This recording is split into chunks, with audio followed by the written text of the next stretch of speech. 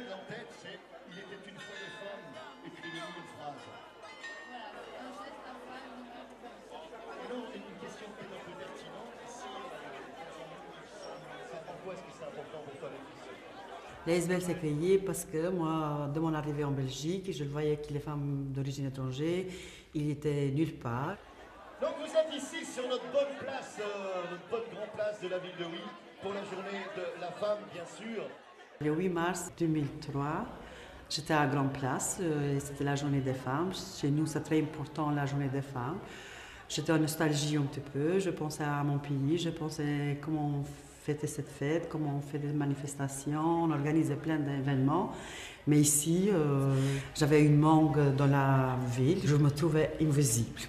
Voilà, c'est comme ça, c'est né l'initiative pour créer ASBL. On a parlé avec ma soeur, je parlais avec les autres femmes albanophones parce qu'au début, c'est plus facile à toucher une communauté que tu connais bien, que tu connais leur histoire, tu connais les parcours d'émigration. Et je me suis dit, voilà, ça c'était intéressant si on crée un lieu, une association, qu'on peut réaliser des projets à nous, qui nous tiennent à nous à cœur, qu'est-ce qu'on veut pour nous, qu'est-ce qu'on peut apporter à cette société.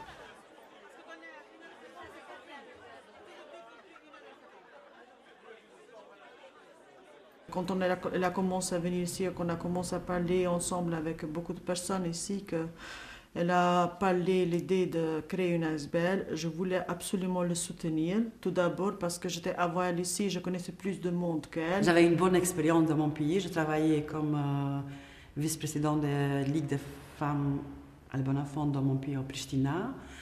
J'étais éducatrice spécialisée pour les enfants handicapés, suivi à part Handicap International et Oxfam.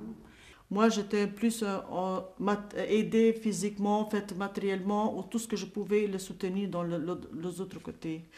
Et après, on a pris une rendez-vous chez les bourgmestres. À cette époque-là, c'était Madame Lisère. Elle nous a dit, si vous réussissez à avoir un groupe de femmes d'origine étrangère, nous, on est là pour vous soutenir dans vos projets à vous. Et après, on a fixé une réunion locale de CPS. Et je peux dire, plus de 100 personnes, plus de 100 femmes. Ça peut être l'Albanie, le Kosovo, la sud de la Serbie, une partie de Macédoine, une partie de Monténégro, que c'est habité avec les albanophones. Donc, ce n'est pas seulement un pays. Il y a plusieurs pays qui sont ici et qui parlent albanais. Donc, on peut dire que tous, on est réunis. Comme je suis allée au forum, je l'ai vu, l'affiche, appel à projet moteur pour les personnes d'origine étrangère. Je l'ai vu et je me suis dit, ça c'est pour moi. On a voulu que ça se passe, qu'il y a un lieu créé pour les Albanais, mais que ce n'était pas facile. À chaque fois, au début, le CPS, comme ils ont accepté les premières réunions chez eux, donc il y a eu une salle qui était libérée, mais par après, il y a eu des difficultés. La porte ne s'ouvre pas au moment et tout ça. Il y avait beaucoup de femmes qui les attendaient, il y avait des enfants qu'ils ont laissés chez eux. On a envoyé la demande à Fondation Robert, suffit de 2 mois et demi. Après les premières réunions qu'on a fait à CPS, j'ai reçu les courriers comme quoi mon projet il est accepté et je dois aller défendre à Bruxelles. On a décidé de venir chez moi parce qu'il y avait plus d'espace, je n'avais pas de petits-enfants qui dérangeaient tout ça. Et on a commencé à faire des réunions au moins une fois par mois dans ma maison. Je me suis sentie plus fort, valorisée, parce que mon idée à moi, c'était qu'il y avait une valeur en tant que projet. Et j'ai pris une confiance en moi pour m'engager plus sur ce projet-là. Et je suis retournée à la bourgmestre, je lui ai dit, voilà, j'ai ça, et je suis adressée vers Service Promotion. Qu'il soit au courant qu'il y a quelque chose qui bouge, qu'est-ce qui se passe en fait. On était, je peux dire, chaque réunion qu'on faisait chez ma soeur, c'était 30, 35, 40 personnes, c'est difficile à gérer tout ça aussi. Chacun, il voulait quelque chose.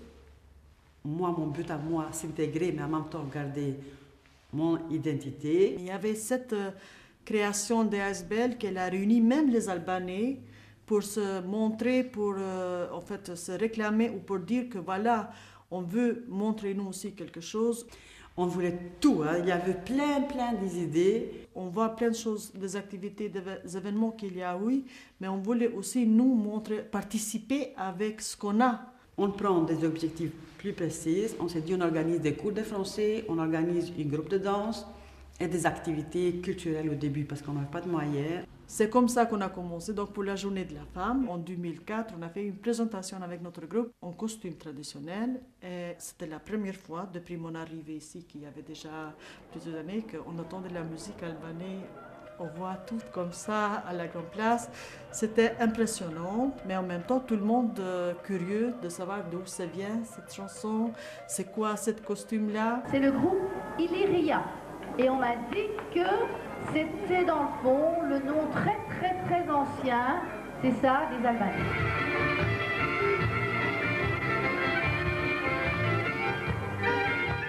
Dans notre communauté, chaque joie est représentée par la danse. En fait, nous dansons quand on est heureux, quand on est content pour fêter. À chaque occasion, nous dansons et nous aimons faire ça.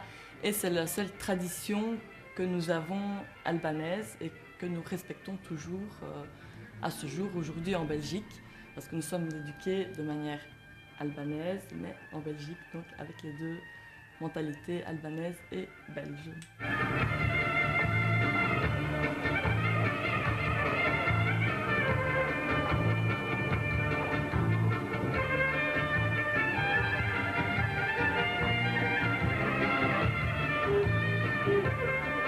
Eh bien, moi je me souviens qu'on s'est rencontrés une première fois à l'occasion d'une journée de la femme, en 2004.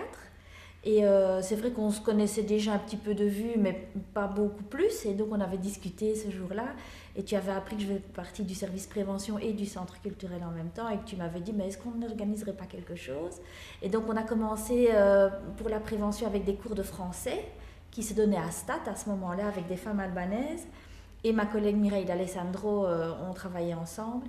Mais on s'est rendu compte que le contact passait moins parce que nous, on venait un petit peu avec nos clichés d'européennes par rapport à des femmes qui avaient subi énormément de choses et on n'arrivait pas bien à comprendre ce qui se passait et pourquoi le courant ne passait pas. Suite à une proposition de la Fondation Roi Baudouin, donc vous aviez rentré un projet moteur pour justement soutenir les associations qui démarrent un nouveau projet. Et donc, dans la même lignée, le CRIPEL, le service accompagnement des initiatives locales, et entre autres moi, personnellement, donc on était là pour un accompagnement, d'une part au niveau pédagogique, mais aussi en termes de recherche de moyens financiers. Nous, on a entré un projet près de Région Wallonne qui nous a soutenus avec une somme modeste de 3 000 € pour frais de fonctionnement. On s'est adressé à la ville pour qu'ils nous trouvent une locale qu'on peut s'organiser les activités régulièrement. Et après le soutien de la ville aussi, on a eu une locale qui se trouve à rue Sainte-Catherine. L'ouverture officielle de cette locale-ci, c'est le 6 mai 2005.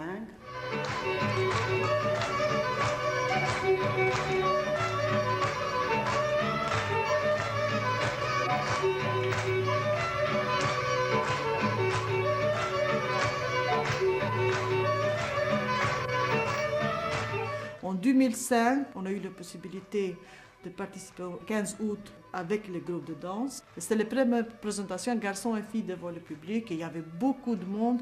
C'était magnifique en fait parce qu'ils ont fait après le parade tout au long du centre. Et là, tu te sentais quand même reconnu dans le sens, il y avait des gens qui s'intéressaient quand même. Et là, tu te sens te dire, ah, je vis. Je suis là quelque part et ça fait plaisir, vraiment, vraiment ça fait plaisir. Je pense que la fierté de toutes les Albanais, c'était ce jour-là. C'était la première présentation ouvertement devant tout le monde. C'était pas dans une salle, qu'on pouvait aller voir, c'était dans plein de villes, au plein milieu que tout le monde pouvait voir. Et il y avait bien sûr une grande fête ici, oui, mais on était dedans. Donc ça veut dire qu'on était acceptés, on était les bienvenus. Et là, je me suis sentie vraiment accueillie par le pays belge.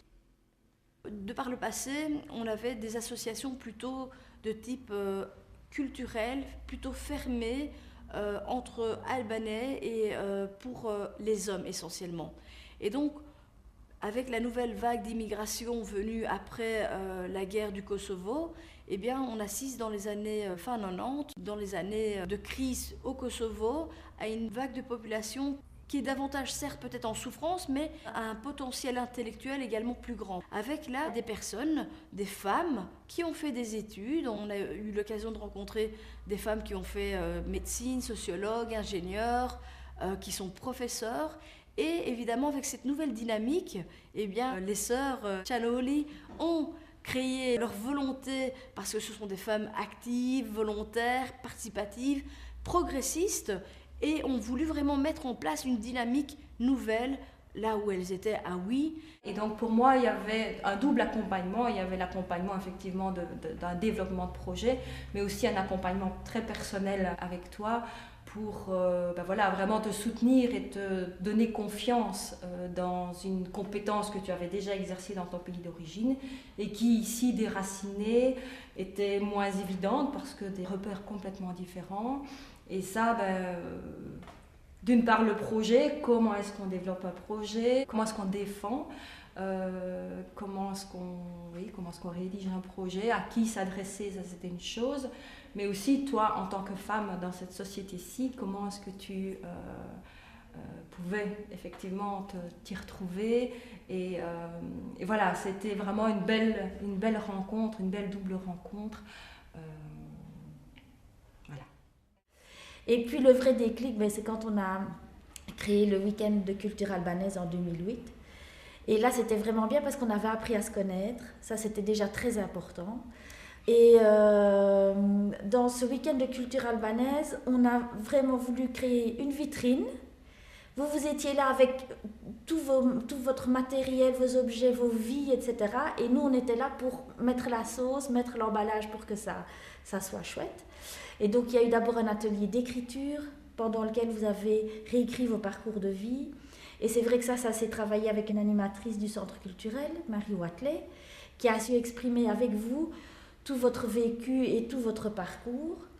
Et puis, on a rencontré Antonio Gomez, qui a été le metteur en scène du week-end albanais, on peut dire ça comme ça.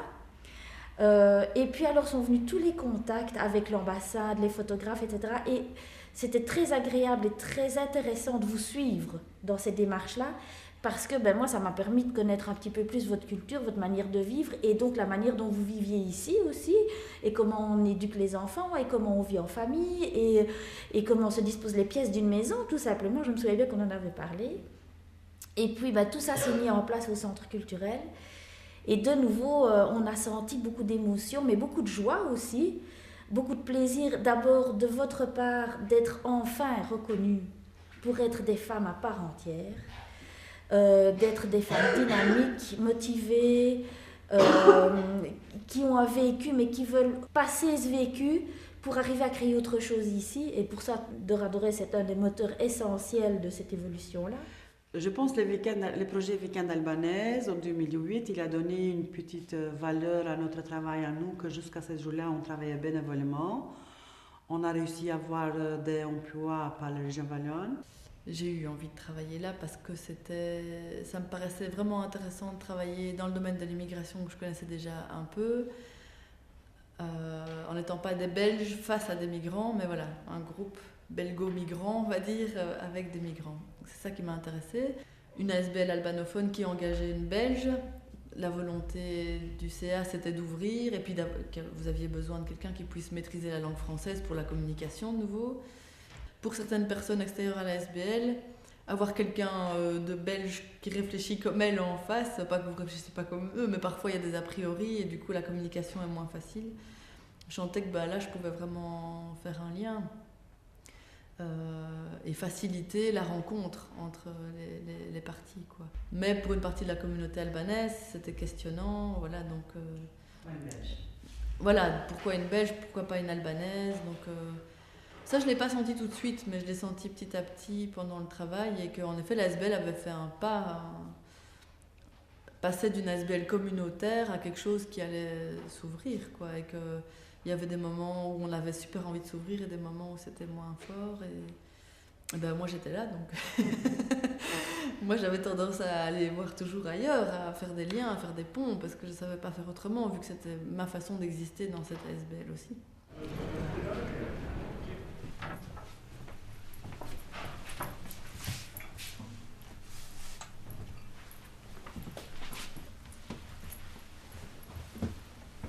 Bonjour, je voudrais avoir des renseignements pour envoyer un visa au Kosovo, s'il vous plaît. Pardon ? J'aimerais bien faire venir mon père du Kosovo. En fait, on n'envoie pas de visa. C'est la personne qui vient ici avec son visa dans son passeport. Et comment on obtient cette visa ? Oui.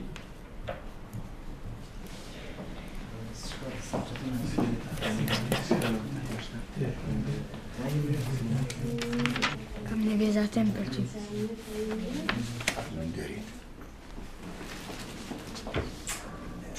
Mais qu'est-ce que c'est que ça? Il ne peut pas manger ça? Ne vous en faites pas, il ne le mangera pas. En fait, c'est un signe de respect chez les Albanais de ne pas venir les mains vides. On va ranger tout ça dans l'armoire.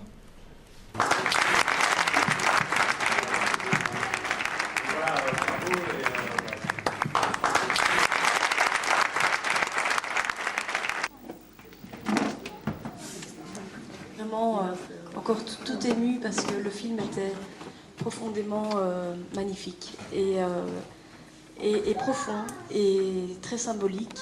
Et bravo également à ce beau pont entre des jeunes personnes d'origine albanaise et des personnes non albanaises.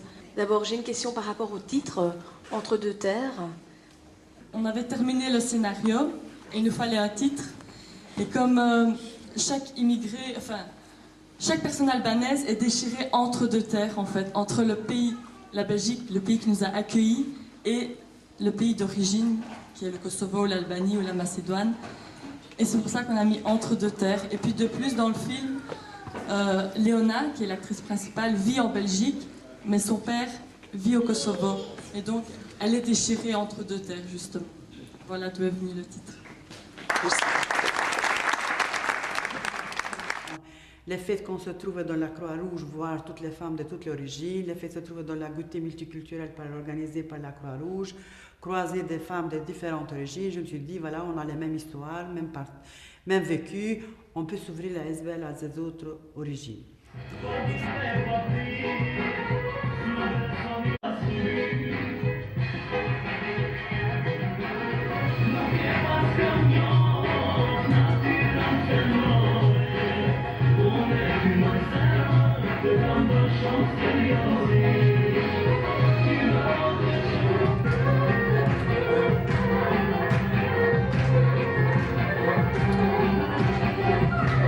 On avait d'autres collègues, je dis dans le sens qu'on se connaît souvent avec elles, des femmes africaines, qui ont dit on aimerait bien venir participer aussi pour voir. Ils sont venus parce que les femmes africaines, ils ont toujours une tradition, quand ils se présentent quelque part, ils mettent toujours leur costume. Et ça, j'admire. Mais quand ils sont venus chez nous, je dis ah, c'est bien, vous faites une défilé, pourquoi pas? Et ils sont entrés dedans, ils ont fait un défilé aussi avec leurs robes, des femmes bien sûr, mais c'était magnifique aussi. Tout le monde applaudissait parce que plein de milieux, il y avait une défilé qui tournait et pas tous en même temps, il y avait un qui rentrait entre elles et c'était magnifique.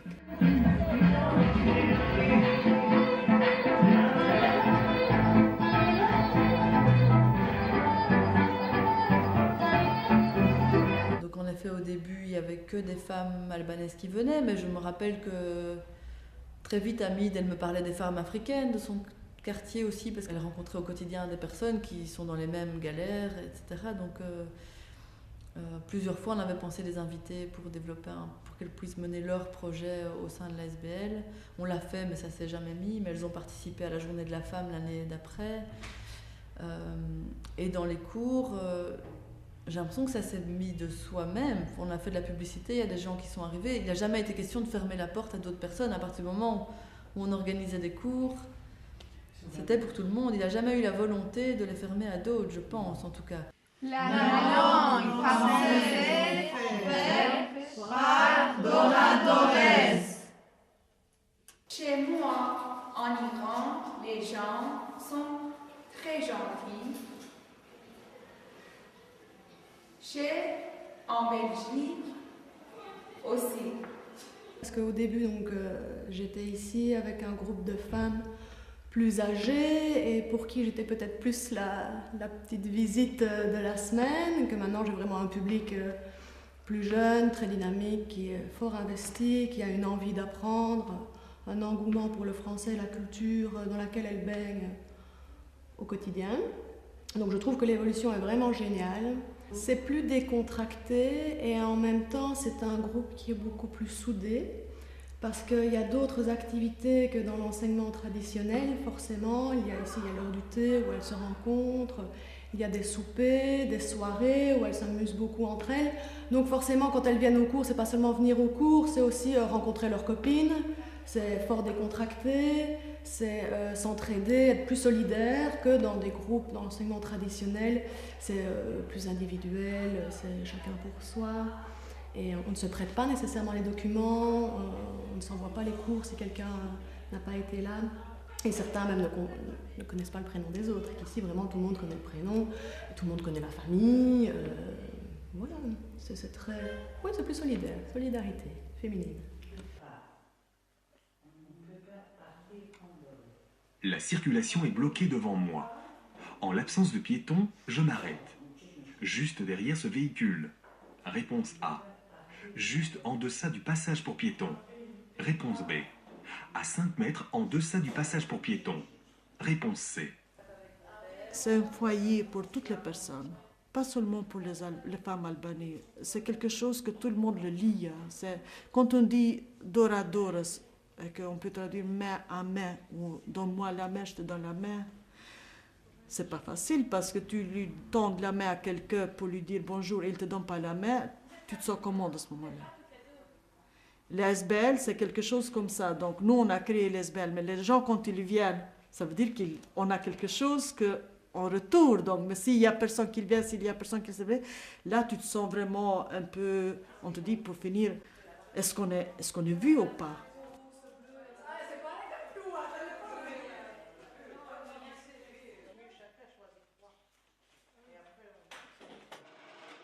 Au début de Radores, ça ne me dit rien du tout, quoi. Voilà. En arrivant ici sur place, que j'ai compris, quoi. Parce que BBC de Radores, moi, c'est la première fois, en regardant dans le catalogue, enfin dans les associations, parce que la première fois, je ne suis pas venue pour le travail. Hein. Je suis venue parce que je cherchais de présenter le sel et je regardais toutes les associations qui se trouvent à Oui. Et quand je suis venue, j'ai parlé avec Amidi Nathalie, ben, c'était là qu'il y avait un lien, il y avait quelque chose. Et avant de partir, je suis retournée parce que j'ai un travail de groupe pour l'école sur la difficulté des personnes adultes. Et parmi ces personnes, il y a des personnes étrangères. Et je suis retournée pour leur demander si je peux revenir. Et Nathalie m'a dit oui, elle m'a donné un rendez-vous et je suis revenue. Et puis je suis revenue 2 ou 3 fois en passant par là, je rentre ici. Parler de tout et de rien avec eux, puis je pars. Jusqu'à un jour, je dis écoute, j'ai un projet, j'ai envie de faire l'ordité avec des femmes arabophones.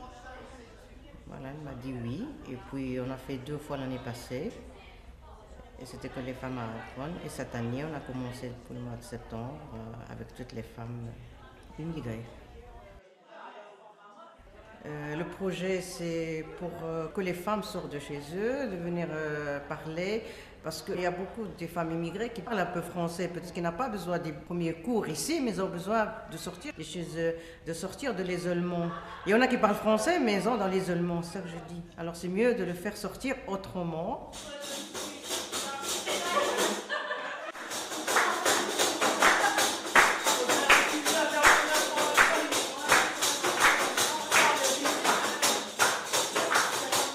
UI Espace Migrant, comme vous savez, c'est un acronyme en 3 lettres, HEM, ça fait HAM.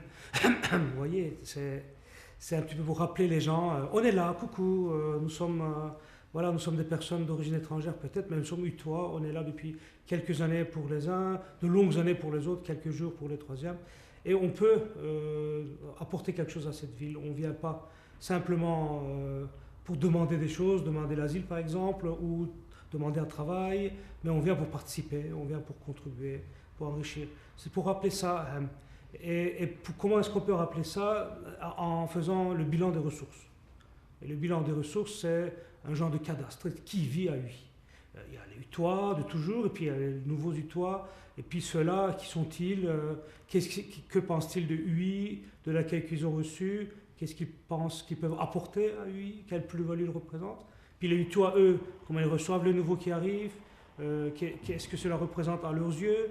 Est-ce que cela pose problème? Sans doute, oui, à un certain nombre. Est-ce que cela représente des avantages? Aussi. Et donc, en faire le bilan, c'est un peu le projet de UI Espace Migrant. Donc, offrir un outil d'abord de réflexion, d'abord un genre de cadastre, des outils, des ressources, des listes de ressources, pour que des opérateurs sociaux, culturels, économiques de UI puissent s'en saisir. Et puis d'identifier des associations et autres qui peuvent être des partenaires dans des réalisations à venir. C'est tout ça, Espace UI Migrant. Donc en l'espace de 2 ans peut-être, c'est ambitieux, Donc on veut faire ce bilan-là, on veut faire participer les forces vives de UI à la réalisation de ce bilan, faire des vagues autour, ameuter là aussi la presse, utiliser les médias. C'est de façon à créer une émulation autour de la diversité. La diversité est une ressource pour notre ville. Toujours soutenu et encouragé. Son père, que Dieu ait pitié de son âme, l'a conseillé. Tout le temps, il lui disait de faire toujours attention. La jeune députée doit assister à une réunion au siège central de son parti à Alger. Je m'appelle Nada, je suis palestinienne, je viens du Liban. Je m'appelle Juliana, je viens au Kosovo.